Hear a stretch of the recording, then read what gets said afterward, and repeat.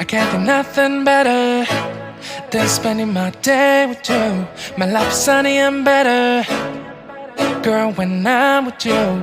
She luminous so bright like a star in the skylines. She got the looks, the good, oh boy, I need her so bad in my life.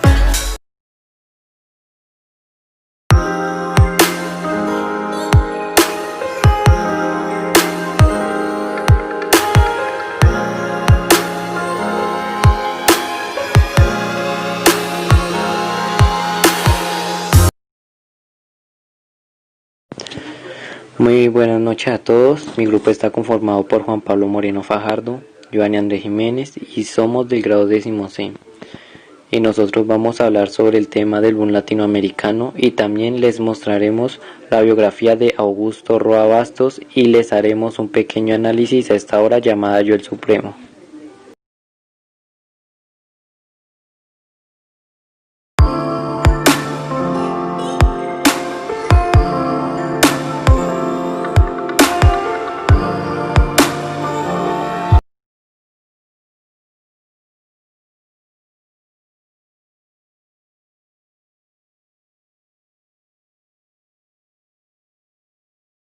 Muy buenas noches, mi nombre es Joanny Andrés Jiménez y voy a hablarles un poco sobre el boom latinoamericano. Cuando hablamos del boom latinoamericano estamos haciendo una referencia a un movimiento con intención editorial que tuvo lugar a diferentes países latinoamericanos durante la década de los años 60 y 70, el cual fue un movimiento de florecimiento de la literatura de los autores de estos países y que aunque todos ellos eran independientes entre sí, tienen una serie de características y un estilo que pueden unificarse y entenderse como un conjunto. Y hoy en día hay muchos críticos que siguen negando esta existencia de este boom. Sin embargo, se cabe matizar que pese a que no fue un movimiento cultural, sí que fue una estrategia editorial, ya que desde el principio este término se usó con fines comerciales y editoriales. ¿Qué fue el boom latinoamericano? Cuando hablamos del boom latinoamericano hacemos una referencia al periodo en el que hubo un auge en la producción narrativa de autores latinoamericanos. Estos escritores debían una influencia de los movimientos de la vanguardia, que tanto habían influenciado en la cultura europea y ahora generaba un nuevo punto de vista inspirado en su propia realidad americana, como el folclore y en su contexto sociopolítico, el cual surgieron nuevas corrientes de pensamiento en los que la sociedad se empezaba a interesar de una forma más profunda con su realidad política debido a la Guerra Fría. Además hubo una revolución cubana liderada por Che Guevara y Fidel Castro. También sirvió como un motor de agitación ideológica que hizo que el pueblo empezara a tomar conciencia sobre su estado y su gran poder. Tenemos que recordar que en estas décadas 60 y 70 muchos países latinoamericanos, por todo esto diferentes escritores e intelectuales empezaron a elaborar una serie de novelas y cuentos, como los géneros literarios predominantes, el cual compartían una visión muy parecida a la defensa de sus propias culturas y raíces, pero con un tipo de literatura que experimentaba y al mismo tiempo denunciaba la situación en los países en el que se encontraban.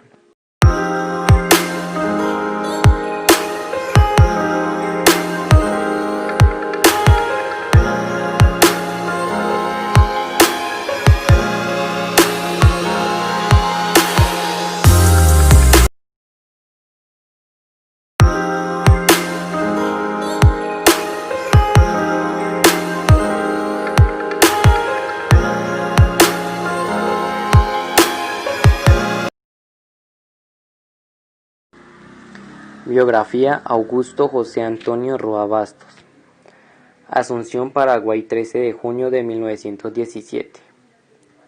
Fue un escritor y periodista y guionista paraguayo. Está considerado como el autor más importante de su país y uno de los más destacados de la literatura latinoamericana. Ganó el premio Cervantes en 1989 y sus obras han sido traducidas a por lo menos 25 idiomas. Producida en su mayor parte en el exilio, la obra de Roa Bastos se caracteriza por su retrato de la realidad del pueblo paraguayo a través de la recuperación de la historia de su país, la reivindicación de su carácter de nación bilingüe.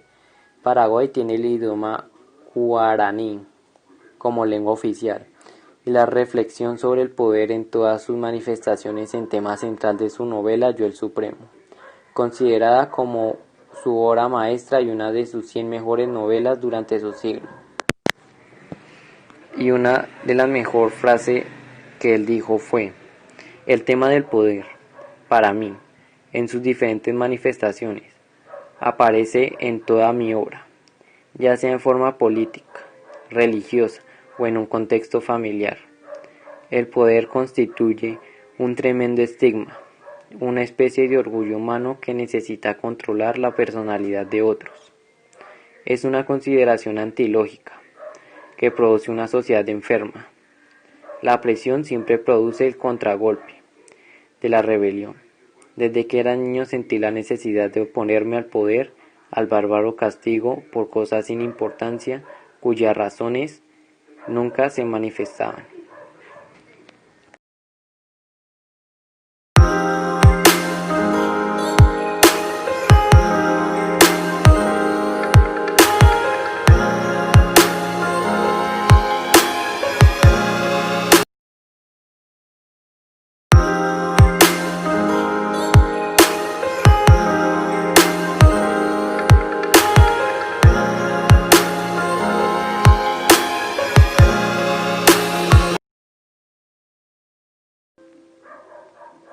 Análisis de la obra Yo el Supremo. De acuerdo con la crítica, es la mejor novela escrita en lengua castellana por Augusto Roa Bastos.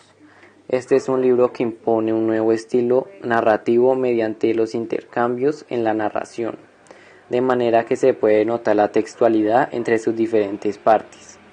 Además, la novela combina la realidad con la ficción y hace uso de los fragmentos redactados por el propio dictador inmiscuyendo el estilo clásico del discurso, por lo cual los capítulos de la obra internan muy diversas formas narrativas. Una de ellas está referida al cuaderno privado de El Supremo, donde se muestra una especie de diario, el cual el dictador escribe para alabarse a él mismo.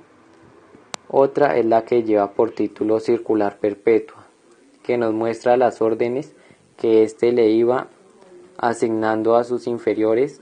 Además podemos encontrarnos con los apuntes que copia su secretario Policarpo Patiño. De igual manera, esta obra nos ofrece testimonios, cartas, memorandos, entre otros, que hacen un conglomerado global sobre la autoridad obsoleta de un personaje que dejó huella en la nación de Paraguay. Sin embargo, el personaje protagonista de la novela no se nos muestra como un hombre perverso y demoníaco, sino que el autor lo revela de una forma más objetiva como un historiador e investigador, retratando su personalidad y su autoridad. Y finalmente, Yo el Supremo es una obra muy interesante que nos presenta un discurso literario que nos llena de historia y de investigaciones, documentos y testimonios sobre el cruel mandato de un hombre dictador que lideró a una nación por 26 años manteniéndola oprimida y sin salida. Además nos ofrece una literatura llena de sentimiento y de verdad, donde se anhela la libertad del ser humano y por ende su desarrollo integral. Este autor además ofrece una fuerte crítica hacia los sistemas autoritarios y a su forma de crear dependencia en toda una sociedad. La temática central de esta maravillosa obra es la injusticia, la ansiedad, la libertad, la crueldad, el abuso de poder, la opresión, el racismo y sus temas muy controversiales tanto para esa época como para la actualidad, ya que nos escapamos de esa realidad implacable donde la maldad se posiciona para llenar de sufrimiento a una nación eterna.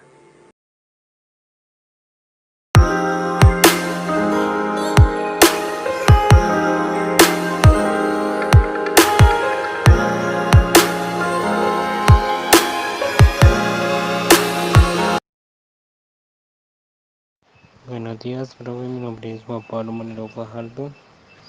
Les voy a hablar sobre La hora yo el supremo, la semántica.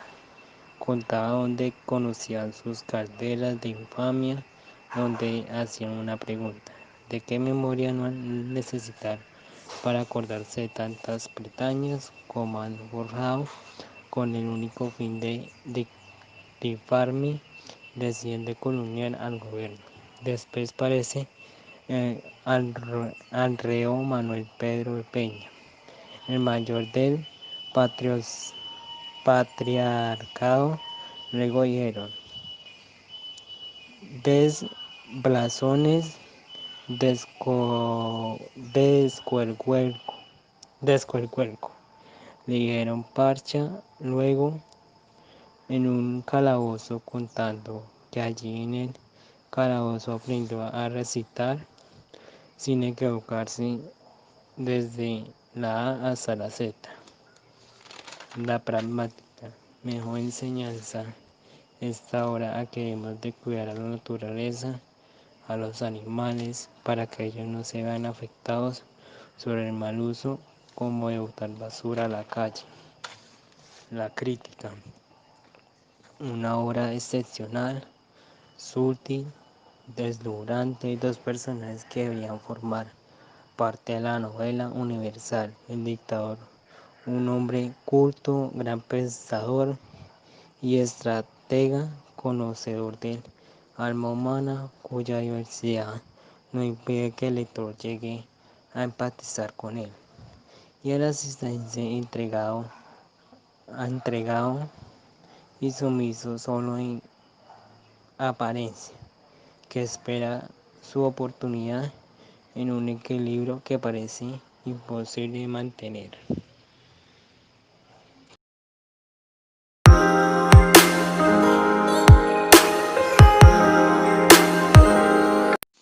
La pragmática es mis reflexiones que están arregladas en los beneficios del poder pragmático por más falencias que tengan. Creo que es la mejor opción entre las existentes en la actualidad. Yo me arriesgo por la democracia que existen profundas falencias en el sistema actual. Cada uno de nosotros somos un elemento importante para evitar el desastre de nosotros los humanos.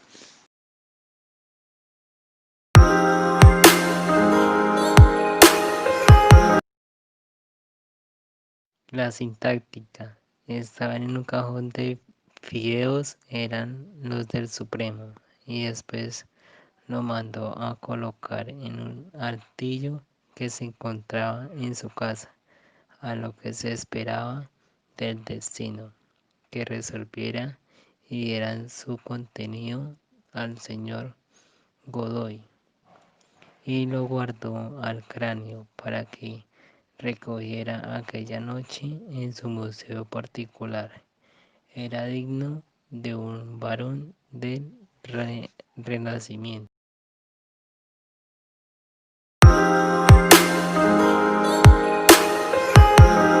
Crítica, una obra excepcional, útil, deslumbrante, dos personajes que deberían formar parte de la novela universal.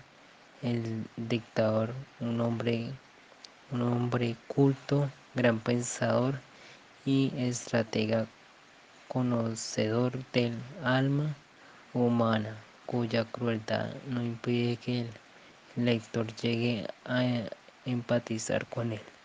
Y el asistente entregado y sumiso solo en apariencia, que espera su oportunidad en un equilibrio que parece imposible de mantener.